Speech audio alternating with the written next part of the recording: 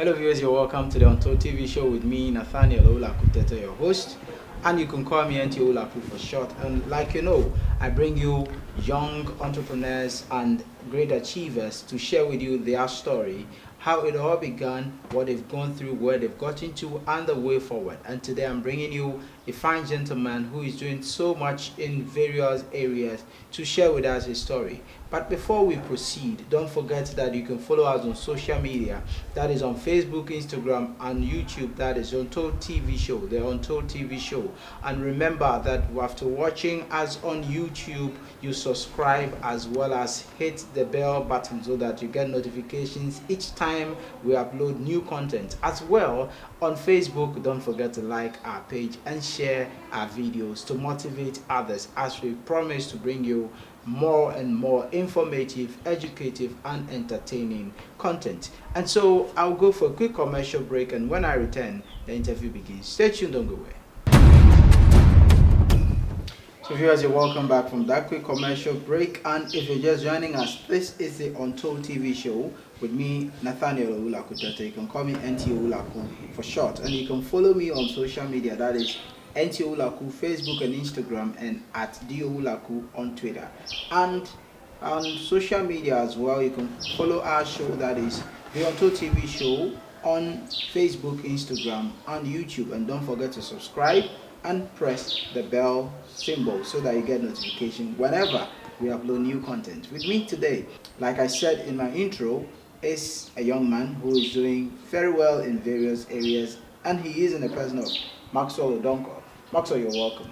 Thank you, Tete. And how are you doing? I'm fine by grace. Hope you're also fine. I'm blessed. Maxwell is the CEO of Maxiben Digital, an IT firm. He also has an NGO known as World Inspiring Network, and then also Odonkor Farms. So we have a lot to discuss. There's a lot to digest on this show, and I'll urge you to share with other friends to see what is happening. So Maxwell, now at your age, you run 3 different businesses like I have already outlined.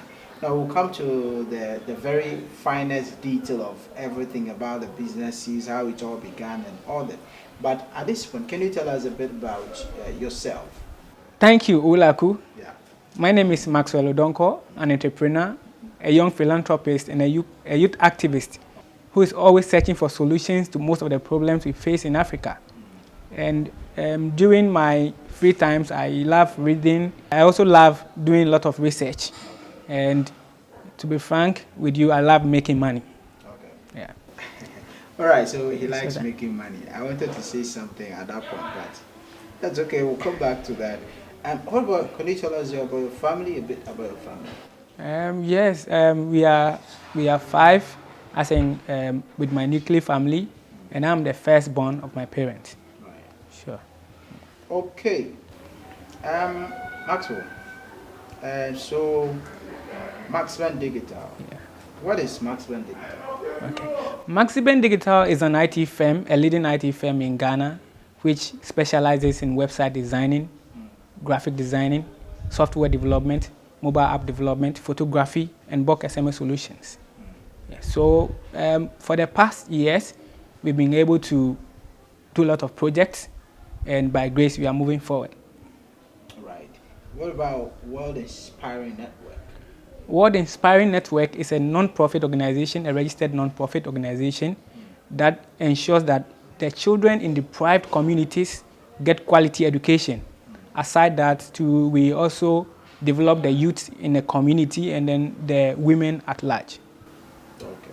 And finally, not finally on the show, but finally on the number of businesses you run, Odonkor Farms. Odonkor Farms, yeah. Odonkor Farms is also a registered business, which is purely into farming. Yeah, we major in cocoa farming, but then we also do other short-term farming such as cabbage farming. We do plantain, we do cassava and tomato and the rest.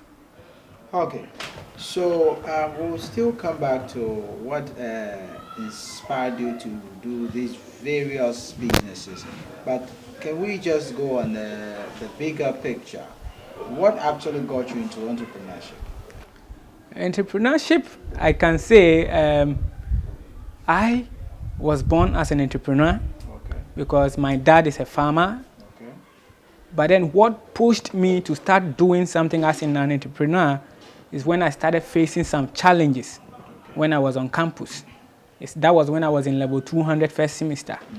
So I started mobilizing my team, and even though I didn't know more about entrepreneurship, but that's how I started. And as I talk now, we are moving forward. So now you have a team of how many people? With the IT firm, Maxiben Digital, we are 5 in number. Okay. Yeah, sure. And when it goes to the farm, we are 3 people managing the farm, Okay.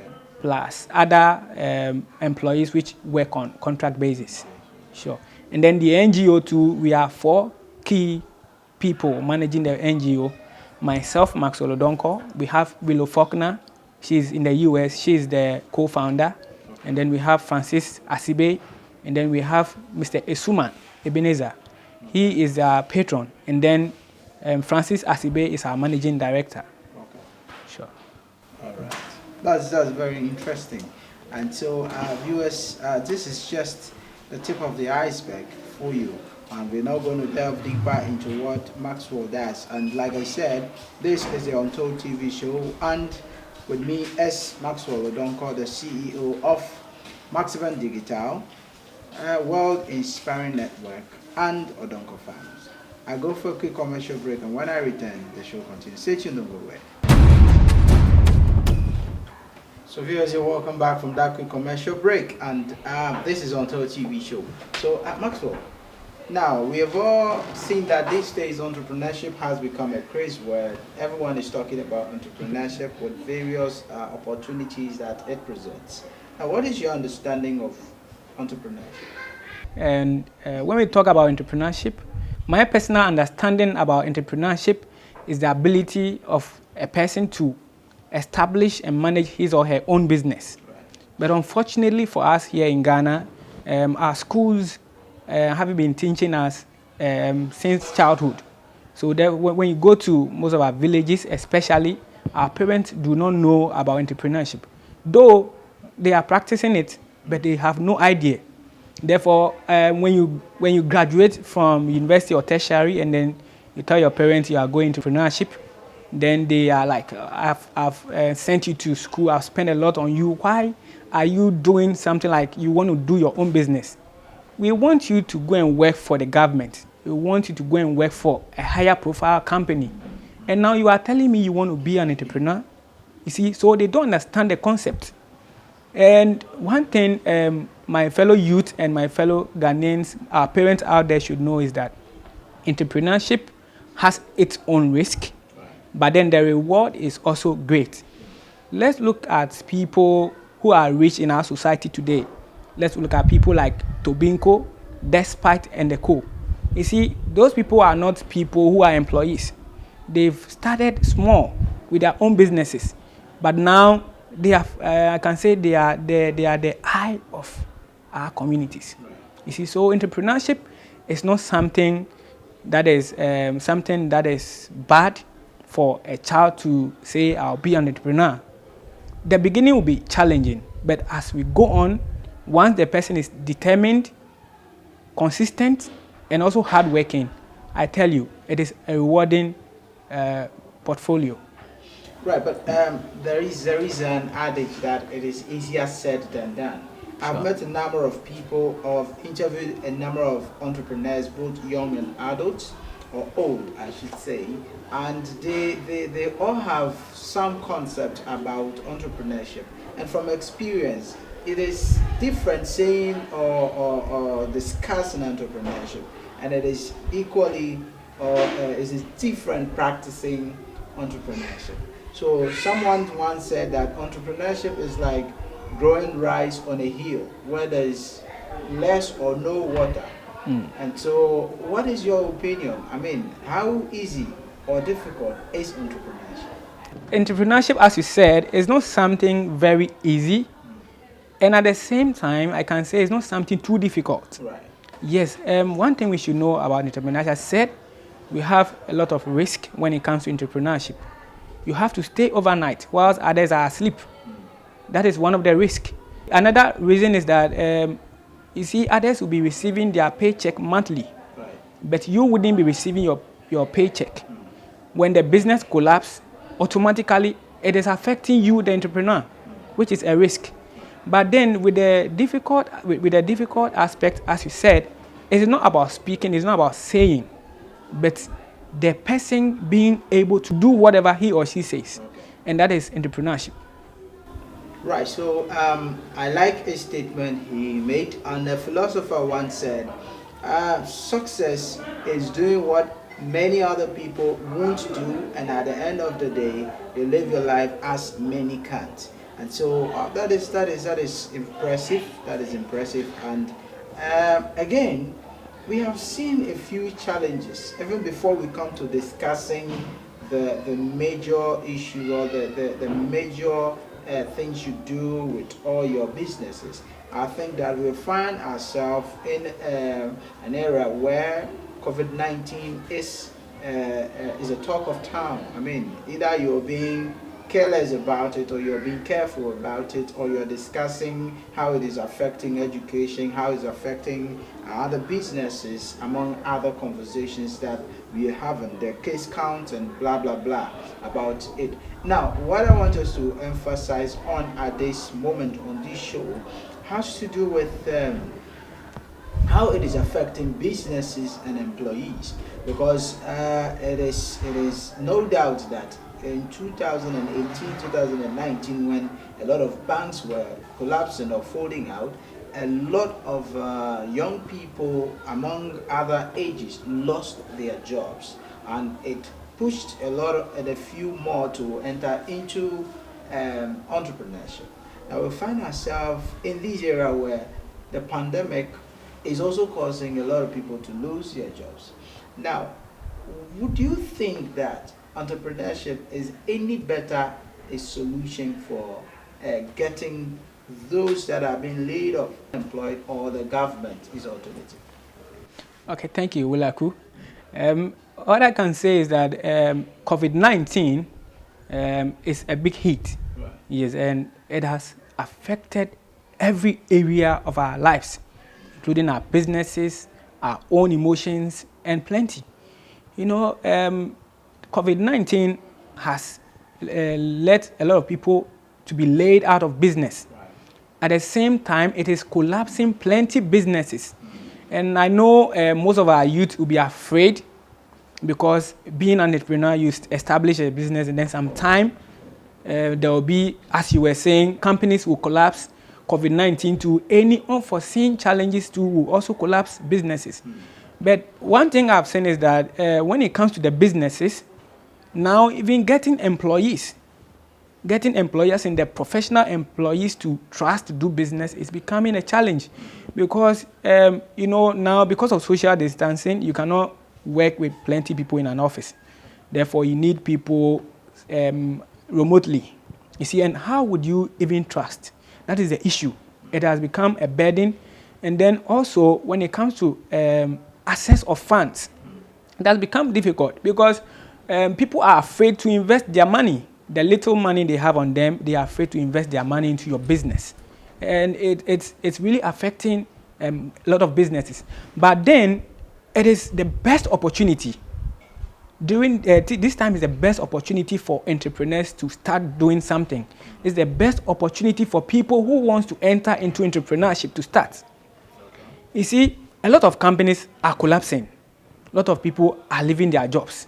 But then, if we are able to start something now, I tell you, in the near future, our companies that we are starting now, they will be the face of the world, the face of Africa, and our communities.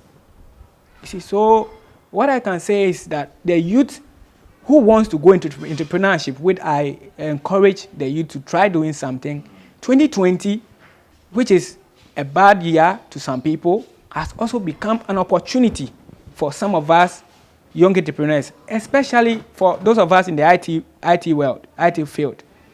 The pandemic has really affected us, but then it is also an advantage, because most companies want to go online, and therefore the demand when it comes to website development and software development is moving very fast.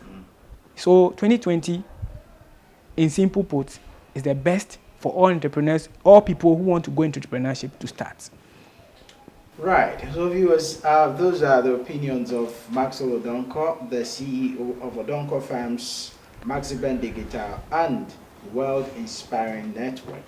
And well, that is great. Now there is something that has been bothering my mind for the past few weeks or months, and I was wondering. Now, could we say that COVID-19 is an enemy to public health, but a friend to Ghanaian industrialization? COVID-19 is an enemy to the health sector of Ghana because it is causing a lot of panic, stigmatization, and then now people are even afraid to go to hospitals.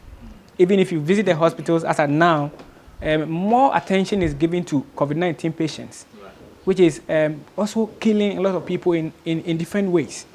Moreover, people, especially when you go to the villages, people always think in mind that COVID-19 is it's being exposed, especially when you visit hospitals. And therefore, most of them, they do their own herbs. And now they might not see the immediate effect, but in the long run, it will affect them some way. But aside that too, COVID-19 has also forced a lot of companies in Ghana to be very creative. When it started in March, within some few weeks, because borders were closed, I found out that some of the companies here in Ghana have started producing alcohol-based sanitizers and many more. They are producing liquid soaps and so many more. It has also forced a lot of companies to think, because now, you see, getting factories, getting machines and other stuff, now we cannot import from outside as we used to do.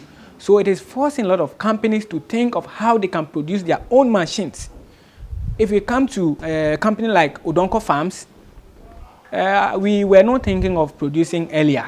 But for now, we are thinking of doing something so that in the near future, we start processing cocoa seeds instead of we selling seeds to the government just like that. But what I can say is that it is a threat to the health sector. It is a threat and an enemy to the Ghanaian people. It has also made a lot of people to be creative. But my final say to this is that COVID-19 can never be a friend. Yeah, even though it has its good side, it has its bad side, but COVID-19 can never be a friend. Right. Okay. So that's quite interesting. So now let's come back to the various things that you do with your various businesses. So can you fill us in on what you do at Maxiben Digital? We do website design and development. We do software development, mobile app development. We do photography, software, bulk SMS solutions, and more. Okay. So Maxwell, could you tell us the specific activities that you undertake at World Inspiring Network to ensure that kids in rural communities access quality education?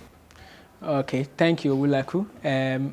When it comes to kids accessing higher quality education, we start with advocacy, because we've seen that when you go to most of our deprived communities, our parents, majority of them are illiterate. Okay. And as a matter of fact, they don't understand the need to educate their child. You understand? Even though the government has policies, free education, they even give food, but then they using their money to buy uniform, school bags, feeding, and the others, they do think about it that it is a waste of time. And therefore, we start with advocacy, where we speak to them about the importance of education, where their child can get to in the near future. Then we don't just talk and leave, because now people want to see an action. Therefore, we try to partner with the community, partner with individual donors, partner with other non-profit organizations and small organizations that works in line with what we do. And we support with school uniforms, exercise books. We also go there and speak to the students as well. We support with any resource that we think will help the child move forward in academia. So why do you think some parents still think that education is not of importance to their children, and rather probably just equipping them with a certain, I mean, farming skill, for example, to just settle among the community? Why do you think people still have that mentality? I come from a village, a typical village, and the challenge I've seen is that most of them are illiterate. Right. Yes, so they don't, first of all, they don't even know the benefit of education. And they are also thinking that now there are no jobs in Ghana. So they will support their child, spend a lot of money on the child, and at the end, the child will be looking for jobs. So why don't we, if we are farmers, why don't we support our child to also become a farmer? It's instead of spending that huge amount of money, we can use that money to support the child so that he also become a farmer, a seamstress, or anything that will help. So they focus more on the child developing maybe skill like farming and trading and the rest.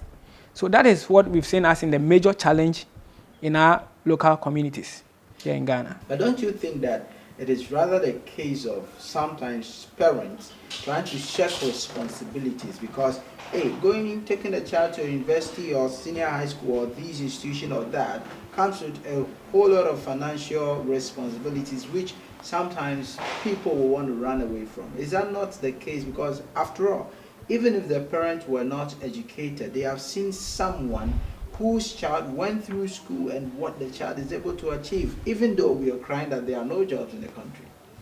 Yes, that is also another factor.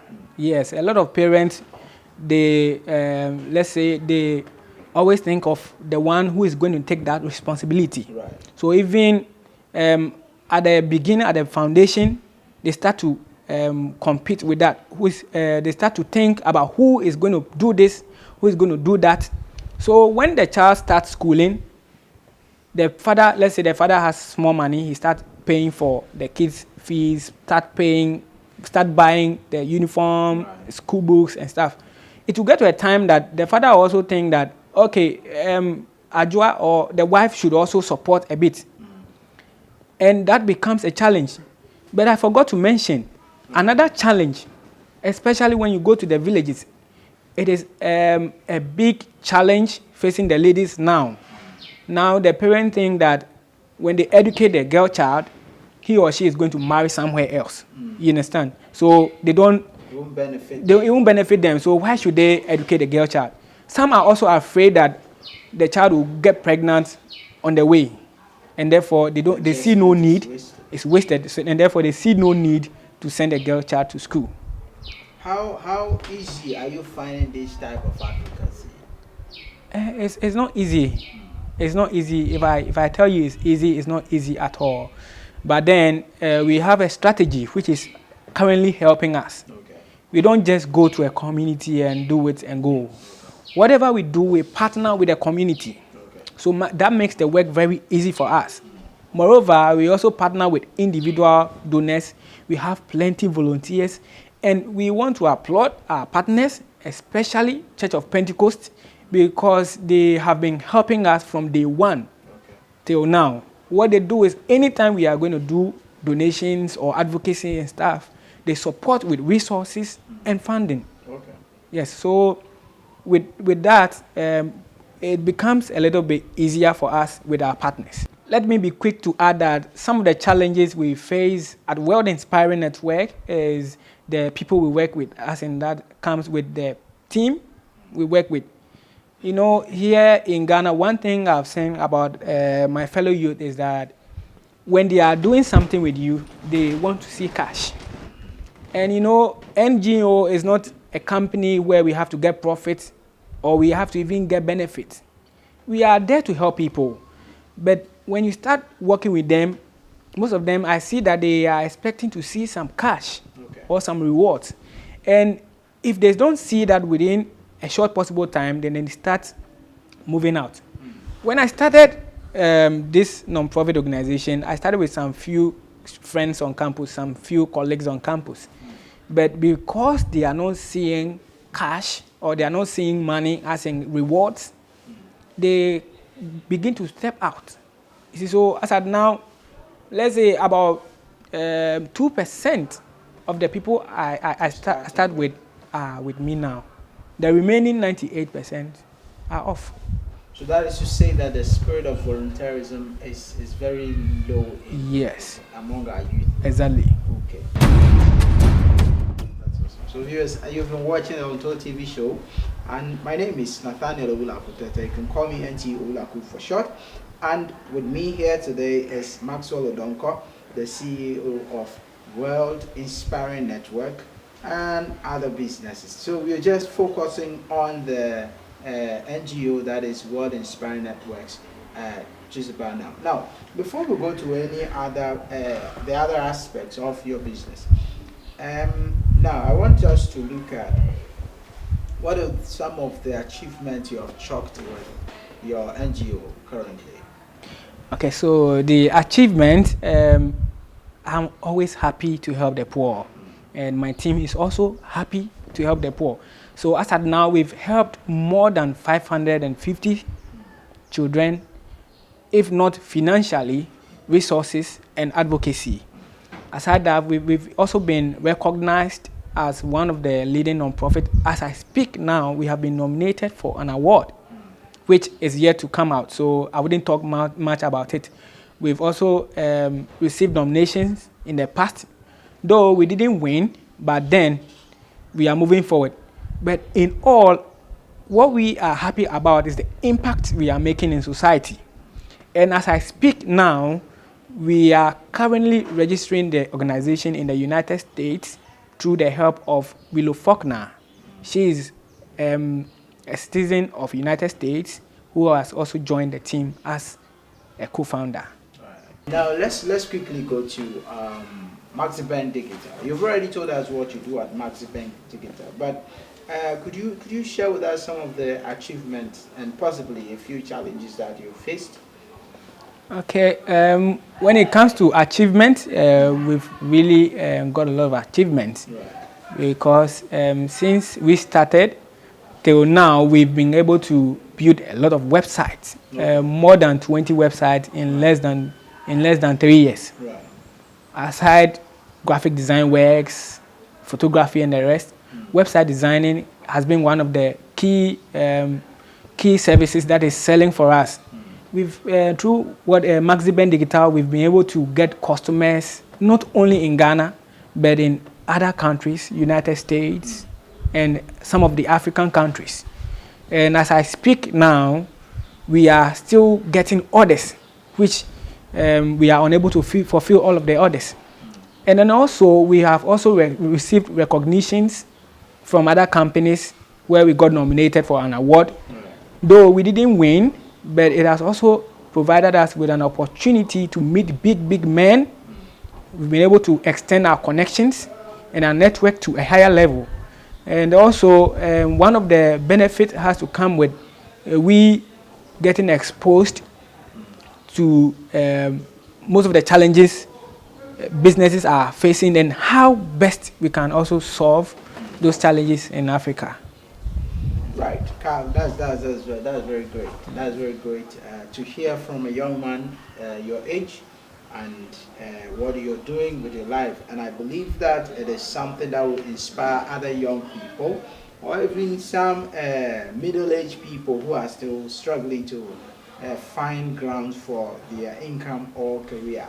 And so now, we'll be talking shortly about the award nominations and other things personal. We'll come to the personal level soon. But before we do that, can you fill us in on Odonkor Farms, how it all started, where you've gotten to and the way forward? Okay, thank you, Owulaku. Odonkor Farms is also a registered business, which is purely into farming and training of young people or the youth to also become farmers in our society. We major in cocoa farming, okay. And we do other farming businesses short term. We do cabbage farming. We do cabbage farming. We do cassava farming. We do maize and the rest. Our aim is not only to do farming or to produce, but to also in the near future be the major exporter of food in Africa, and then also the processor, or we want to transform cocoa seedling into something better. We want to transform cocoa seedling into a finished good. Okay. So as I speak now, we are making a research on how we can include technology into farming. Okay. Because we've seen that technology is one of the major ways that will help us to also be advanced when it comes to farming. Aside that, we are working on getting some tractors so we can farm on a very large scale. Right. Yeah. That's great. Now, you already mentioned that your dad is a farmer, but at what point did it become a registered farm, and now thinking of these bigger or large-scale farming of exporting as a major cocoa bean producer and then as well processing? Okay, so when I was coming to the university, that was 2014. Right. I remember one of our pastors called me and he asked, Max, so after university, what will you be doing? And I told him that I'll be working. I want to pass well so that I'll get a better job to do. And he asked again, so won't you be coming to help your father in the farm? And I responded, Daddy, I don't want to be a farmer, and that's why I want to go to the university. So there he told me that it's because I don't know, but there is money in farming. And also when it comes to farming, it's not about using cutlass, but you can use your brain and money. So that was when I started thinking about farming, though I did not have any interest in it. But when I mentioned that when I got to university second year, I faced some few challenges. And that was when I was forced to think very high, to think smart about what I can do to also support myself, support the other youth, and then my family as a whole. So in level 200, when I started the other businesses, I remember back in level 200 first semester when my dad started facing challenges, because earlier my dad was doing short-term farming. He wasn't doing long-term. So I remember I advised him that we should plant palm nut trees because it's of long-term. And then the risk too is a little bit low, because myself, I like long-term stuff. So when I told him, he didn't like the initial idea, but I was able to convince him. And then within that period, we got the opportunity. The government, one of our governments were asking farmers to go into cocoa farming. And when I got the opportunity, I called him on phone. I spoke to him about phone. He wasn't that convinced, because he thought that with cocoa farming, you have to wait about 5 to 10 years. But then the government was also saying that now cocoa farming is not about 5 to 10 years again. Now, when you do cocoa farming, within some short period of time, you can start harvesting. So I got interested. I spoke to him, and then we did the business registration. Right. And after that, we started planting the cocoa. We started with 3 acres. But as I speak now, we have 23 acres plus. Even this season, as I'm speaking now, planting is still ongoing. So how do you feel? How do you all feel about this decision some 3 years ago to go into cocoa farm? When I was, me personally, I know whatever I do research about it before. But then it was there was some challenges, right. Because at that time there was no money, so it wasn't easy for us. And then my parents, they thought when we plant cocoa, it's just taking away our land. You understand?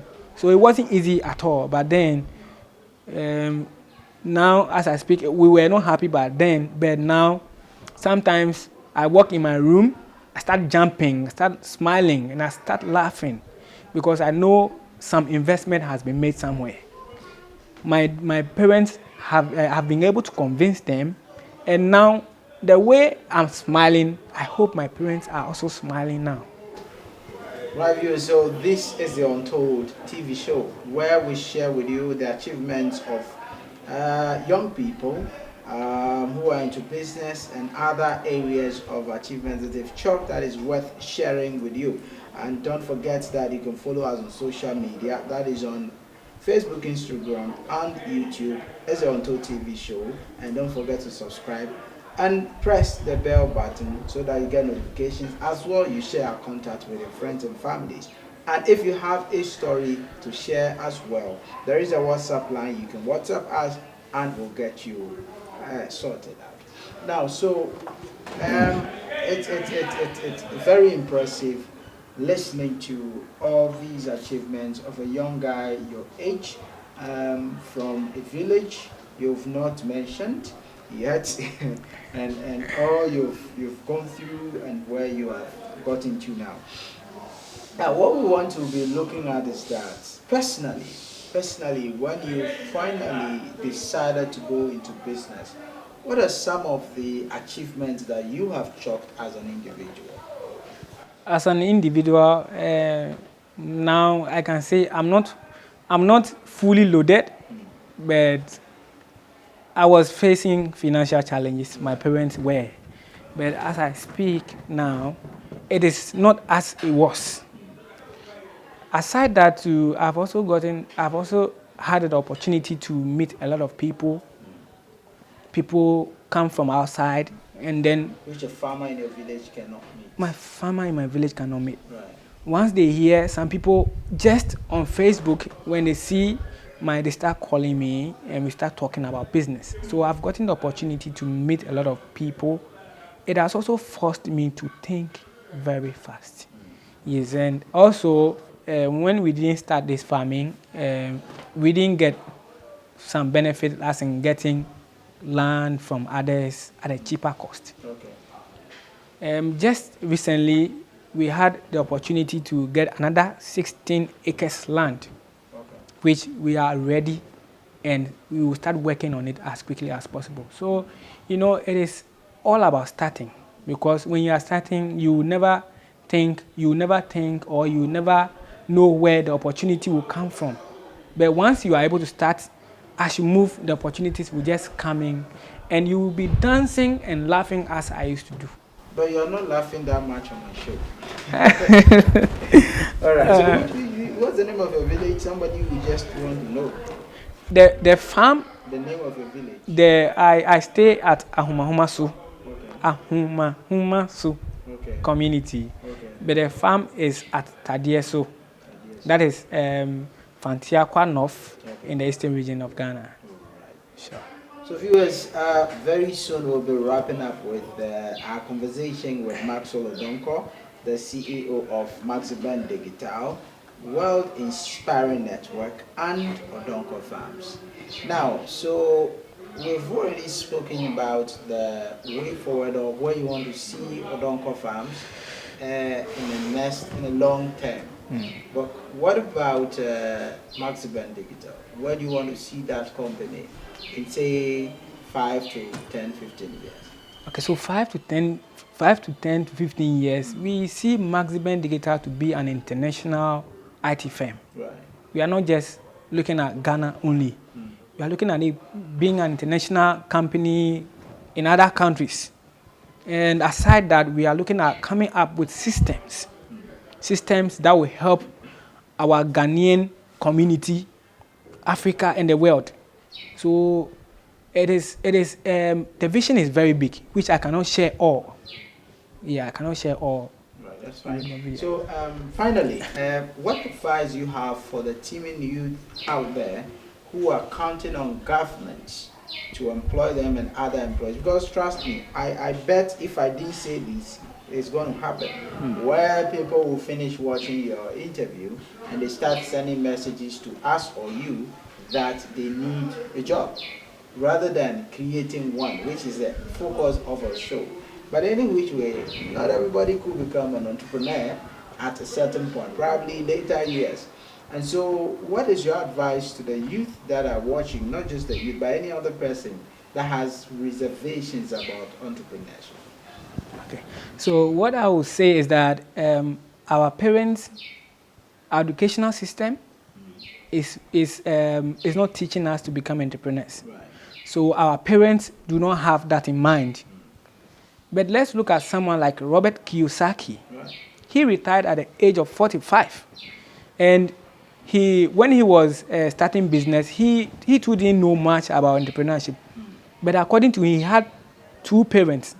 One was poor and the other was rich. And the poor dad always advised him to get good grades, get good job, and he's done. The rich dad was also looking at him to also establish his own business. Because when you start your own business, even though there is risk, but I tell you, it will get to a time you get more time to sleep. So starting is not easy. But I tell my fellow youth, my fellow Ghanaian youth, my fellow youth in Africa, and wherever they are, if they want to start a business, I encourage them 100%. It is the best. You see, when you become an entrepreneur, there are a lot of things that will worry you in life. You are always concerned about managing someone's business, waking up at dawn 4 a.m., you go to work, and then you come home late, always. But then, and that will be something for a very long time if you don't establish your own business. But then, if you want to go into entrepreneurship, 2020 is the best time for you to start. It is never too late. 2020 is the best year for you to start entrepreneurship. It's never too late. And so, Maxwell, could you share your WhatsApp number and your social media handles with our viewers? My number 0541 392208. 0541 392208. Okay. And then your social media handles, say Facebook, Instagram. How can someone find you? Facebook. Since I am an IT person, I'm more visible when you go to search engines. So when you just type my name on Google, Maxwell Odonkor, you start seeing my pictures. Okay. You see my social media links appearing, and you can follow me quickly. I'm on Facebook, I'm on Instagram, I'm on LinkedIn, I'm on Twitter, I'm on YouTube. Okay. So I want to say a very big thanks to you, Maxwell Odonkor, for making time to join us on this episode to share with us your experience and your understanding of entrepreneurship and your achievements as well. We hope for that it motivated you, our viewer out there, to start something on your own, or if you're already doing something, to make sure that you give it all your best, because certainly it's going to pay. And so if you want to be on the show, or you want to sponsor or advertise with us, our WhatsApp number is 0209151701, 0209151701, and on social media, like I already mentioned, you can follow us on Facebook, Instagram, and as well we are on YouTube as the Untold TV show. Remember to share our content, as well as leave your comment, like, and then subscribe to our YouTube channel and hit the bell button so that you'll get notification each time we upload content. We promise to bring you young entrepreneurs like him among other people to share their story with you, and as well to motivate you. It's been the Untold TV show with me, your host, Nathaniel Olaku Tete. You can call me NT Olaku for short. Have a great day, and bye.